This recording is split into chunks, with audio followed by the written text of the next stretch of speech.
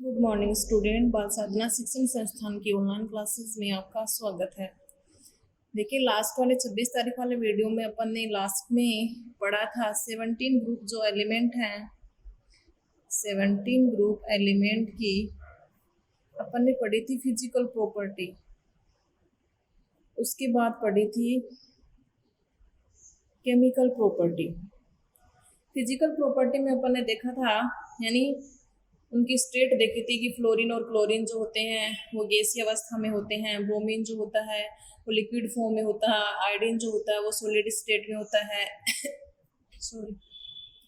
एक अपन ने देखे थे मेल्टिंग पॉइंट और बॉइलिंग पॉइंट के मान वर्ग में ऊपर से नीचे जाते हैं तो क्या होते हैं, बढ़ते हैं। एक अपन ने डेंसिटी देखी थी कि डेंसिटी के मान में वर्ग में ऊपर से नीचे जाने पर वृद्धि होती है। एक अपन ने देखी थी कलर प्रॉपर्टी। कलर प्रॉपर्टी में यानी क्लोरीन का कलर जो है वो येलो होता है, पेल येलो, यानी हल्का पीला रंग होता है। क्लोरीन जो है वो हरापन लिए हुए पीले रंग का होता है। ब्रोमीन जो होता है वो रेड कलर का होता है, यानी लाल रंग का होता है। और आयोडीन जो होता है वो बैंगनी रंग का हो। ऐसा क्यों होता है, यानी हेलोजन की प्रकृति जो होती है वो रंगीन होती है। रंगीन क्यों होती है? क्योंकि सभी हेलोजन तत्व जो होते हैं ये दर्श्य प्रकाश के विकिरणों का, यानी दर्श्य प्रकाश में प्रकाश के 7 रंग होते हैं विबग्योर। शॉर्ट में दी रिप्रेजेंट वोयलेट है, इंडिगो है, ब्लू है, ग्रीन है, येलो है, ऑरेंज है और रेड है। तो दर्श्य प्रकाश के विकिरणों का अवशोषण करते हैं ये। तो इस दौरान क्या होता है कि बाह्यतम कक्षा, यानी बाह्यतम कक्षा तो होगी चाहे कोई भी एलिमेंट है, चाहे वो फ्लोरीन है, चाहे क्लोरीन है, चाहे ब्रोमीन है, चाहे आयोडीन है। तो बाह्यतम कक्षा, यानी बाह्यतम कक्षा क्या है, Np5 है। चाहे वो दूसरे आवर्त में है, चाहे वो तीसरे आवर्त में है, तो बाह्यतम कक्षा के इलेक्ट्रॉन उत्तेजित हो जाते हैं और उत्तेजित होकर के उच्च ऊर्जा स्तर में चले जाते हैं। तो यानी उससे जब बाह्यतम कोश है, कोई भी एटम है उसमें ये नाभिक है, इसमें ये कोश है जिसमें कि इलेक्ट्रॉन भरे जाते हैं। तो बाह्यतम कोश मान लीजिए ये है, तो बाह्यतम कोश है तो यानी यहाँ ये निम्न ऊर्जा स्तर है और ये क्या है, उच्च ऊर्जा स्तर है। तो ये इलेक्ट्रॉन यहाँ से उत्तेजित यहाँ हो जाए, तो यानी निम्न ऊर्जा स्तर से उच्च ऊर्जा स्तर में जब चले जाते हैं तो इस दौरान विकिरण के विभिन्न क्वांटा अवशोषित करने के कारण ये अलग अलग रंग प्रदर्शित करते हैं। तो एक स्टूडेंट ने यहाँ से क्वेश्चन पूछा है कि फ्लोरीन में तो रिक्त डी कक्षक ही नहीं होता, रिक्त डी कक्षक नहीं होता, फिर भी ये कलर प्रॉपर्टी शो करता है, ऐसा क्यों? ऐसा उसका क्वेश्चन है। तो मेरा आंसर ये है, यानी रिक्त डी कक्षक से तो अपन आंसर देंगे, यानी इसकी सह संयोजकता कितनी होती है, ऑक्सीकरण अंक जो है वो -1 ही प्रदर्शित करती है फ्लोरीन, क्योंकि इसमें रिक्त डी कक्षक अनुपस्थित होने के कारण इलेक्ट्रॉन का यानी अयुग्मन नहीं हो पाता, जिसके कारण बाकी के जो हैं तत्व है क्लोरीन, ब्रोमीन, आयोडीन, एसिटाइन, वो +1 से लेकर के +7 तक ऑक्सीकरण अंक प्रदर्शित करते हैं। ऐसा क्यों होता है? क्योंकि उनमें रिक्त डी कक्षक उपस्थित होते हैं, लेकिन फ्लोरीन में रिक्त डी कक्षक अनुपस्थित होने के कारण उसका ऑक्सीकरण अंक केवल और केवल -1 होता है और सहसंयोजकता इन केवल एक बंद बनाता है। लेकिन कलर से रिक्त डी कक्षक का कोई मतलब नहीं है। कलर में मैंने क्या बताया कि दर्श्य प्रकाश क्षेत्र से इलेक्ट्रॉन यानी विकिरणों का अवशोषण करते हैं। इलेक्ट्रॉन निम्न ऊर्जा स्तर से किस में चले जाते हैं, उच्च ऊर्जा स्तर में चले जाते हैं उत्तेजित होकर के बाह्यतम कक्षा। तो निम्नतम ऊर्जा स्तर उसमें कौन सी हो गई, बाह्यतम कक्षा। उच्च ऊर्जा स्तर उससे नेक्स्ट अगले वाला जो स्तर है वो हो गया उच्च ऊर्जा स्तर में चले जाते हैं। इस कारण विकिरण के भिन्न भिन्न क्वांटा अवशोषित करने के कारण वो अलग अलग रंग प्रदर्शित करते हैं। इस कारण फ्लोरीन जो होता है वो क्या होता है, येलो कलर का होता है। अब इसका आंसर जो है अपन मॉलिक्यूलर ऑर्बिटल थ्योरी जो है, मॉलिक्यूलर ऑर्बिटल डायग्राम से भी दे सकते हैं। कैसे कि फ्लोरीन जो होता है वो रंगीन होता है, यानी हेलोजन जो होते हैं उनकी प्रकृति रंगीन होती है। ऐसा क्यों होता है? तो मॉलिक्यूलर ऑर्बिटल डायग्राम अपन ने एनर्जी के बढ़ते हुए क्रम में बॉन्डिंग और एंटी बॉन्डिंग ऑर्बिटल बनाए थे 11th क्लास में 4th वाले चैप्टर में इनऑर्गेनिक केमिस्ट्री में। देखिए फ्लोरीन के लिए बनाएंगे तो F2 F1 यानी 2 फ्लोरीन है। फ्लोरीन इलेक्ट्रॉनिक विन्यास क्या होगा, 1s2 2s2 2p5, इसका भी यही होगा। टोटल नंबर ऑफ इलेक्ट्रॉन कितने हो गए? 18 हो गए। 18 इलेक्ट्रॉन अपन को भरने हैं बॉन्डिंग और एंटी बॉन्डिंग मोलिकुलर ऑर्बिटल में।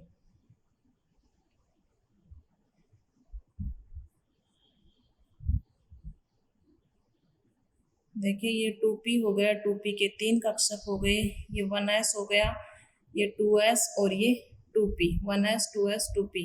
इधर दूसरे फ्लोरीन का आ जाएगा, इधर फ्लोरीन एटम एक दूसरा, और इसमें बीच वाले में जो इलेक्ट्रॉन भरे जाएंगे वो F2 के भरे जाएंगे। तो यहाँ देखिए 2s हो गया और ये 2p हो गया।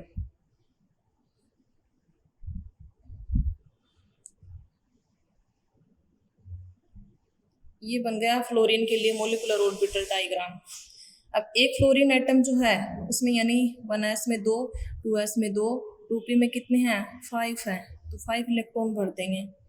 इधर भी वही करेंगे, 2 2 1 2 3 4 और 5 इलेक्ट्रॉन भर देंगे। भरने के पश्चात टोटल इलेक्ट्रॉन जो हैं वो बीच वाले में भरे जाएंगे। बीच वाले जो निम्न ऊर्जा स्तर पर है वो बॉन्डिंग है, और उच्च ऊर्जा स्तर पर है वो क्या है? Anti bonding. Sigma bonding 1s है, ये सिग्मा एंटी बॉन्डिंग 1s है, ये सिग्मा बॉन्डिंग 2s है, ये सिग्मा एंटी बॉन्डिंग 2s है। ये pi bonding 2px, pi bonding 2py, sigma bonding 2pz, और ये सिग्मा एंटी बॉन्डिंग 2pz, ये sigma anti bonding 2px, sigma anti bonding 2py। ये है मोलिकुलर ऑर्बिटल डायग्राम। इलेक्ट्रॉन भरेंगे इसमें, यानी ऊर्जा के बढ़ते हुए क्रम में 18 इलेक्ट्रॉन। एक में 2 इलेक्ट्रॉन भरेंगे, तो 2 2 4 2 6 2 8 10 11 12 13 14 15 16 17 और 18। टोटल इलेक्ट्रॉन भरने हैं 18, क्योंकि इसमें एक फ्लोरीन में इलेक्ट्रॉन कितने होते हैं?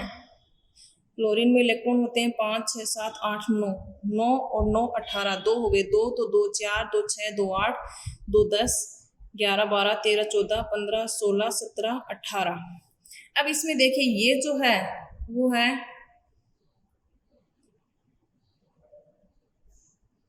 हाईएस्ट ऑक्यूपाइड मोलिकुलर ऑर्बिटल, और ये है LUMO। होमो और LUMO। होमो का फुल फॉर्म क्या होता है? हाईएस्ट ऑक्यूपाइड मोलिकुलर ऑर्बिटल, यानी उच्चतम ऊर्जा स्तर जो कि क्या है? भरा हुआ है। LUMO का फुल फॉर्म क्या होता है? लोवेस्ट अनऑक्यूपाइड मोलिकुलर ऑर्बिटल, यानी निम्नतम ऊर्जा स्तर जो कि क्या है? रिक्त है, अनऑक्यूपाइड है। तो इस दौरान मोलिकुलर ऑर्बिटल डायग्राम में जब ये इलेक्ट्रॉन 10 से प्रकाश क्षेत्र से यानी ये उष्मा का अवशोषण करेगा, hν एनर्जी को ऑब्जॉर्व करेगा, तो कहाँ जाएगा ये इलेक्ट्रॉन? होमो से कहाँ जाएगा? इलेक्ट्रॉन का एक्साइटेशन LUMO में होगा।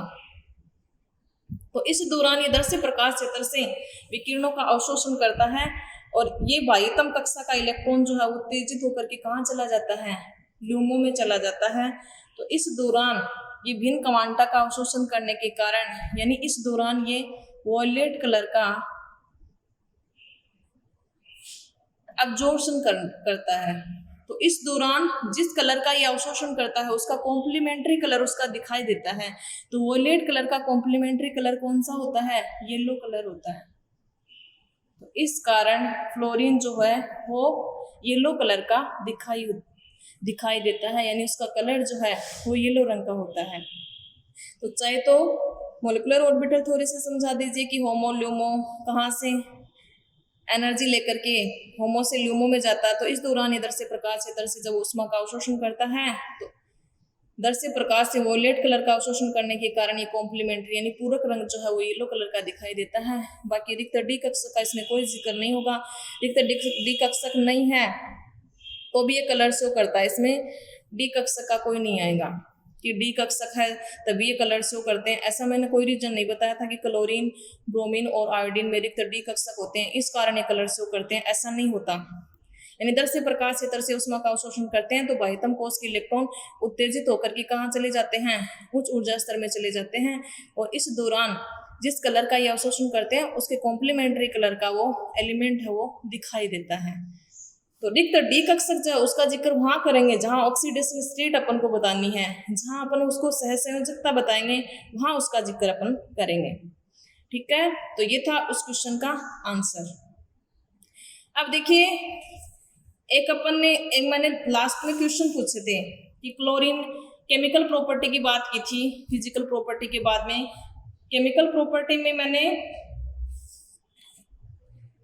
कि इनका ऑक्सीकरण अंक जो है फ्लोरीन का क्या होता है -1 होता है, बाकी के जो हैं उनका ऑक्सीकरण अंक क्या होता है +1 +3 +5 +7।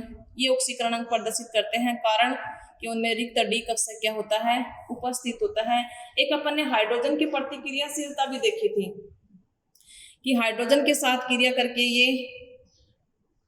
हाइड्रोजन हैलाइडो का फॉर्मेशन करते हैं जो कि भिन्न भिन्न कंडीशन में यानी वो रिएक्शन होती हैं। एक स्थायित्व का अपन ने क्रम देखा था, एक अम्लीय सामर्थ्य का क्रम देखा था, फिर अपन ने देखा था ऑक्सीजन की प्रतिक्रियाशीलता।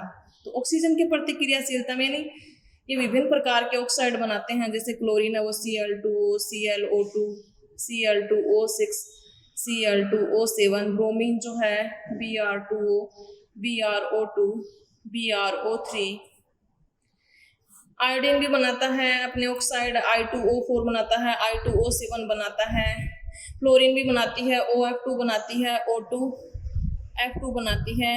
मैंने इनमें इनके ऑक्सीकरण अंक पूछे थे, तो ऑक्सीकरण अंक कमेंट बॉक्स में लिख करके 2-4 स्टूडेंट ने सही आंसर दिया है इनका कि इनका ऑक्सीकरण अंक क्या आएगा, यानी यहाँ से जिसका निकालना है उसका अपन x मान लेंगे, 2x मान लेंगे। तो इस तरह से इनका ऑक्सीकरण अंक यानी इसका यहाँ 2x मानेंगे तो इस दौरान इसका ऑक्सीकरण अंक क्या आ जाएगा -2 पक्षांतरण करेंगे, ऑक्सीकरण अंक क्या आएगा +1 आएगा। इस यहाँ पे कितना आएगा +4 आएगा, यहाँ पे कितना आएगा 6 दूनी 12, कितना आएगा +6 आएगा, यहाँ पे कितना आएगा +7 आएगा, यहाँ पे कितना आएगा वही +1 आएगा, यहाँ +4 आएगा, यहाँ +6 आएगा। लेकिन Cl2O6 जो है वो 2 का मिक्सचर है, यानी कई बार यदि कंपटीशन एग्जाम में ऑप्शन में 2 दिए हुए हैं कि 2 ऑक्सीकरण अंक दिए हुए हैं, +6 तो कहीं ऑप्शन में है ही नहीं। देखिए Cl2O6 जो है यानी 2 का मिक्सचर है, ClO2+ और ClO4-।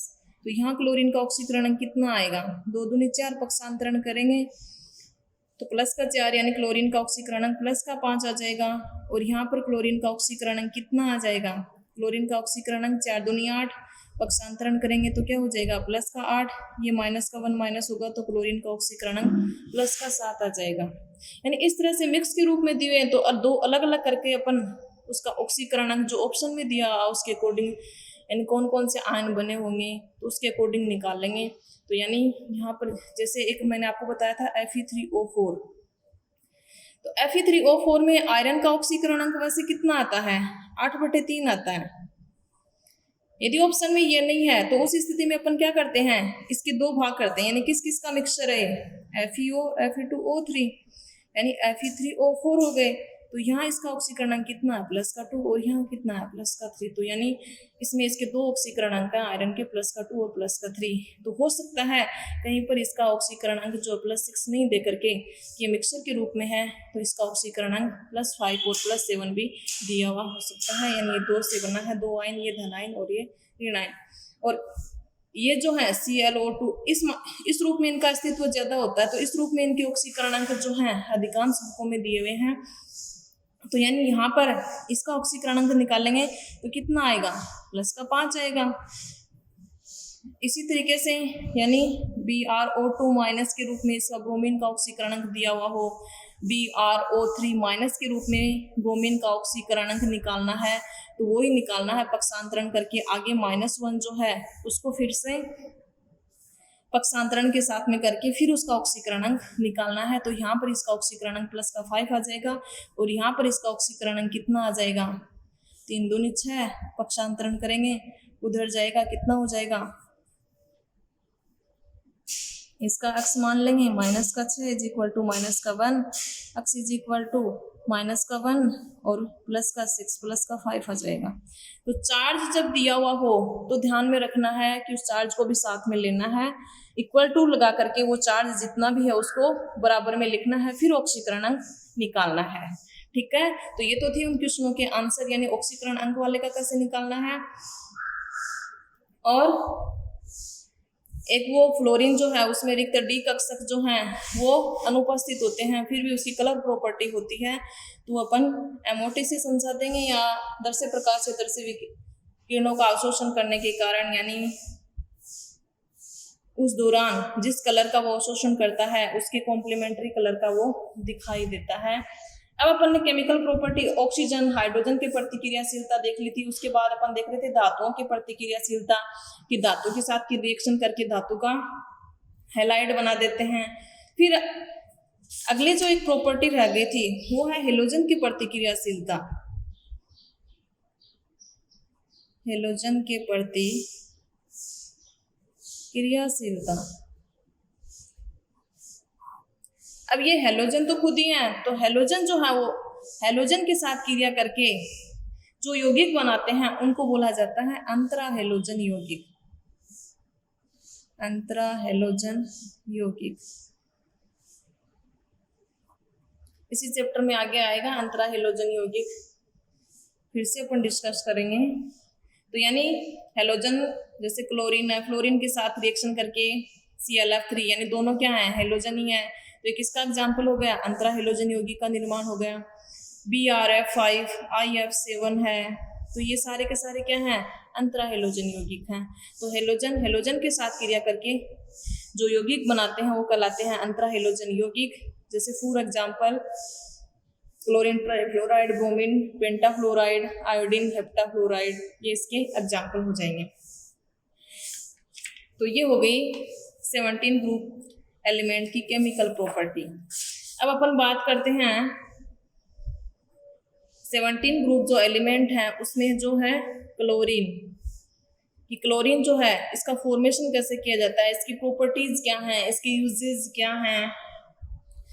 तो फर्स्ट ऑफ ऑल अपन बात करते हैं कि एक साइंटिस्ट थे सेले ने सबसे पहले इसको डिस्कवर किया था, यानी हाइड्रोक्लोरिक अम्ल और मैग्नीज जो डाइऑक्साइड है उसके साथ इसको गर्म करके डाइक्लोरीन का फॉर्मेशन किया था। तो फर्स्ट ऑफ ऑल अपन बात करते हैं इसके बनाने की विधियों की। तो बनाने की विधियों में एक तो ये हो जाएगी सेले की विधि, यानी मैग्नीज डाइऑक्साइड की क्रिया जब कंसंट्रेट शानदार हाइड्रोक्लोरिक अम्ल के साथ करवाई जाती है, यानी इन दोनों को मिलाकर के यदि गर्म कर दिया जाए तो उस स्थिति में मैग्नीज डाइक्लोराइड का फॉर्मेशन होता है, प्लस डाइक्लोरीन का फॉर्मेशन होता है और जल का फॉर्मेशन होता है। यानी इस विधि के द्वारा अपन क्या कर सकते हैं, क्लोरीन का फॉर्मेशन कर सकते हैं। अगली विधि जो है, दूसरी विधि इसकी बनाने की कौन सी हो जाएगी, यानी पोटेशियम परमैंगनेट, जिसको लाल दवा भी कहा जाता है। इसकी क्रिया यदि हाइड्रोक्लोरिक अम्ल HCl के साथ यदि करवा दी जाए तो उस स्थिति में पोटेशियम क्लोराइड का फॉर्मेशन हो जाएगा, प्लस यहाँ से मैग्नीज क्लोराइड का फॉर्मेशन हो जाता है, प्लस जल का फॉर्मेशन हो जाता है और डाइक्लोरीन का फॉर्मेशन हो जाता है। यानी इस विधि के द्वारा भी अपन प्रयोगशाला में क्या कर सकते हैं, डाइक्लोरीन का फॉर्मेशन कर सकते हैं।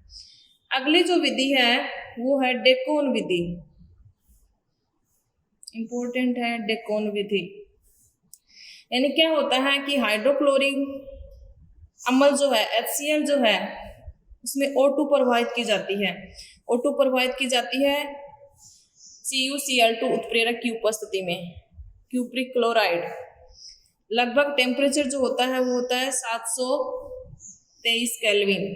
तो इस दौरान क्या होता है, डाइक्लोरीन का फॉर्मेशन होता है प्लस जल का फॉर्मेशन होता है।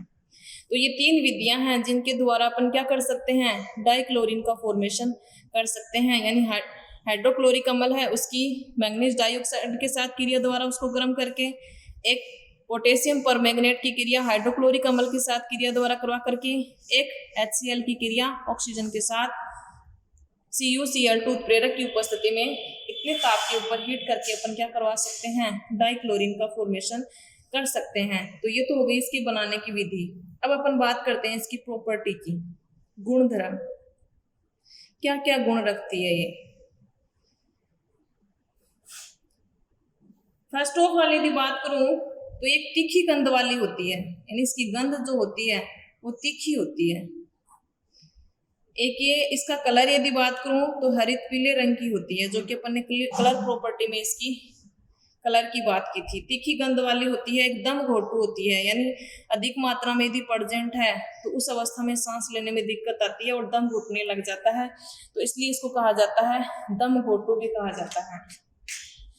यदि जल में घुलनशीलता की बात करूं तो ये जल में आसानी से घुल जाती है, यानी क्लोरीन को जब वाटर में डिजोल्व किया जाता है तो ये आसानी से उसमें घुल जाती है, यानी घुलनशील होती है, घुलनशील। और जो जल बनता है, यानी इसका जो विलयन बनता है जल जिसमें कि क्लोरीन प्रेजेंट है, उसको कहा जाता है क्लोरीन जल, क्लोरीन जल कहा जाता है। अगली प्रॉपर्टी की बात करूं, इसकी प्रकृति जो होती है वो विषैली होती है। विषैली कैसे, यानी थोड़ी मात्रा में भी यदि ये सांस के साथ में अंदर चली जाए तो उस दौरान सिर दर्द, चक्कर आना, इस तरह की प्रॉब्लम होती है। और ज्यादा यदि शरीर के अंदर चली जाए तो उस दौरान ये घातक भी हो सकती है, यानी मृत्यु का कारण भी बन सकती है। अगली प्रॉपर्टी की बात करूं, यानी धातुओं के साथ क्रिया, तो धातुओं के साथ क्रिया करके उनकी क्लोराइड का फॉर्मेशन करती है। धातु जैसे सोडियम के साथ क्रिया करवाएंगे, किसका फॉर्मेशन होगा, सोडियम क्लोराइड का फॉर्मेशन होगा। जिंक के साथ क्रिया करवा दूं तो जिंक का क्लोराइड बन जाएगा। यानी धातु अधातु दोनों के साथ आसानी से क्रिया कर लेती हैं। सल्फर के साथ क्रिया करवाऊं तो सल्फर मोनोक्लोराइड का फॉर्मेशन होता है। हाइड्रोजन के साथ क्रिया करवाऊं तो हाइड्रोजन के साथ क्रिया होती है सूर्य के प्रकाश की उपस्थिति में, तो इस दौरान किसका फॉर्मेशन होता है, HCl का फॉर्मेशन होता है। तो यानी ये हो गई इसकी धातु व अधातुओं के साथ क्रिया हो गई। धातु अधातुओं के अलावा भी ये अमोनिया के कई यौगिक जैसे हैं, अमोनिया है, सोडियम हाइड्रोक्साइड है, कैल्शियम हाइड्रोक्साइड है, उनके साथ में भी ये आसानी से रिएक्शन कर लेती है। जैसे तारपीन, तारपीन का तेल जो होता है उसमें यदि क्लोरीन प्रवाहित की जाती है तो HCl का फॉर्मेशन होता है, यानी तारपीन का तेल फॉर्मूला होता है C10H16, ये होता है तारपीन। यदि इसमें क्लोरीन प्रवाहित करते हैं तो इस दौरान चारकोल कार्बन का फॉर्मेशन होता है प्लस HCl का फॉर्मेशन होता है। यदि कार्बन मोनोऑक्साइड CO, इसमें यदि क्लोरीन गैस प्रवाहित कर दें चारकोल की प्रेजेंट या सूर्य के प्रकाश की उपस्थिति में, सूर्य का प्रकाश और चारकोल की उपस्थिति में, तो COCl2 का निर्माण होता है। COCl2 को कहा जाता है फोस्जीन, जो कि होती है अत्यधिक विषैली गैस होती है। यानी कई बार यहाँ से क्वेश्चन पूछ लिया जाता है, क्या होता है जब कार्बन मोनोऑक्साइड में क्लोरीन गैस प्रवाहित करते हैं चारकोल की उपस्थिति में, सूर्य के प्रकाश की उपस्थिति में, चारकोल की उपस्थिति में, दोनों की प्रेजेंस दे दी जाती है तो एक जहरीली गैस का फॉर्मेशन होता है। जहरीली गैस का नाम और सूत्र बताइए। तो जहरीली गैस का नाम हो जाएगा फोस्जीन और सूत्र हो जाएगा COCl2। अब मैं बात करती हूँ अमोनिया के साथ जब इसकी रिएक्शन करवाई जाती है तो दो कंडीशन हो सकती हैं। दो कंडीशन कैसे, एक बार तो अमोनिया एक्सिस में ले ली जाए, अधिकता में ले ली जाए, और दूसरी बार यदि क्लोरीन एक्सिस में ले ली जाए, तो यहाँ से भी क्वेश्चन पूछा जाता है। यानी अमोनिया आधिक्य में यदि क्लोरीन गैस प्रवाहित करते हैं तो कंपाउंड A का फॉर्मेशन होता है, तो कंपाउंड A का नाम बताइए। या क्लोरीन को यदि एक्सिस आधिक्य में ले लिया जाए और उस दौरान उसकी क्रिया अमोनिया के साथ करवाई जाए तो किसका फॉर्मेशन होता है। तो पहले ही कंडीशन में देखिए, जब अमोनिया एक्सिस में ली जाती है और उसमें डाइक्लोरीन प्रवाहित करते हैं तो उस दौरान क्या होता है, अमोनियम क्लोराइड का फॉर्मेशन होता है प्लस डाई नाइट्रोजन का फॉर्मेशन होता है, यानी नाइट्रोजन गैस का निर्माण होता है। दूसरी कंडीशन में यानी डाइक्लोरीन जो है वो एक्सेस में है, तो इस दौरान क्या होगा, क्लोरीन जब एक्सेस में लेंगे और अमोनिया के साथ जब रिएक्शन करवाएंगे तो NCl3 का फॉर्मेशन होता है प्लस हाइड्रोक्लोरिक अम्ल का फॉर्मेशन होता है। NCl3 नाम होता है नाइट्रोजन ट्राइक्लोराइड, नाइट्रोजन ट्राइक्लोराइड। तो यानी दोनों कंडीशन आपको याद करनी है, यानी अमोनिया जब आधिक्य में ली जाती है तो प्रोडक्ट कौन से बनते हैं, और जब क्लोरीन आधिक्य में ली जाती है तो प्रोडक्ट कौन से बनते हैं। अब देखिए सोडियम हाइड्रोक्साइड, उसमें क्लोरीन प्रवाहित करेंगे, क्लोरीन के साथ उसकी रिएक्शन करवाएंगे। एक तो सोडियम हाइड्रोक्साइड जो है वो है डाइल्यूट और ठंडा, कूल, और एक जो है वो हॉट यानी गर्म है और कंसंट्रेट है, सांद्र है। चाहे कोई एक देते हैं, गर्म सांद्र दे दें या तनु दे दें या ठंडा दे दें। क्या होता है ठंडे NaOH के साथ जब Cl2 की क्रिया करवाते हैं, क्या होता है जब गर्म सोडियम हाइड्रोक्साइड में क्लोरीन गैस प्रवाहित करते हैं। दोनों कंडीशन आपको याद करनी है, यानी डाइल्यूट है तो वो क्या होगा, ठंडा, तो इस तरह से याद कर लेना, सांद्र मतलब गर्म। एक कंडीशन याद कर लेना। तो NaOH की क्रिया जब Cl2 के साथ करवाई जाती है तो यहाँ से डाइल्यूट के साथ जब करवाते हैं तो सोडियम क्लोराइड का फॉर्मेशन होता है plus NaOCl plus H2O। NaOCl इसका नाम होता है सोडियम हाइपोक्लोराइड, सोडियम हाइपोक्लोराइड। और जब गर्म या सांद्र के साथ क्रिया करवाई जाती है तो उस दौरान सोडियम क्लोराइड तो बनता है NaClO3 प्लस H2O का फॉर्मेशन होता है, इसका नाम होता है सोडियम क्लोरेट, सोडियम क्लोरेट। अब देखिए दोनों में ये तो सेम है NaCl H2O, लेकिन ये वाला प्रोडक्ट डिफरेंट है। डिफरेंट कैसे, यानी एक बार तो अपन ने डाइल्यूट लिया और दूसरी बार अपन ने कंसंट्रेट लिया, इस कारण प्रोडक्ट जो है ये दो प्रोडक्ट डिफरेंट हो गए। यानी ये हो गया सोडियम, इसका नाम होता है सोडियम हाइपोक्लोराइड और इसका नाम होता है सोडियम क्लोरेट। तो यानी ये कंडीशन भी आपको याद करनी है। यानी क्या होता है जब तनु सोडियम हाइड्रोक्साइड के साथ क्लोरीन की क्रिया करवाई जाती है या कंसंट्रेट के साथ क्लोरीन की क्रिया करवाई जाती है तो मेन प्रोडक्ट आपको ध्यान में रखने हैं। बाकी दोनों में दो प्रोडक्ट जो हैं वो हैं सेम है। ठीक है, तो आज की वीडियो में इतना ही। लास्ट में आपसे क्वेश्चन है, यानी हाइड्रोजन हैलाइड जो है, हाइड्रोजन हैलाइड, उनकी अम्लीय सामर्थ्य का क्रम बताना आपको। अम्लीय सामर्थ्य का क्रम बताना है। तो ये है आपके लिए क्वेश्चन की हाइड्रोजन हैलाइडों की अम्लीय सामर्थ्य का क्या क्रम होता है। Thank you.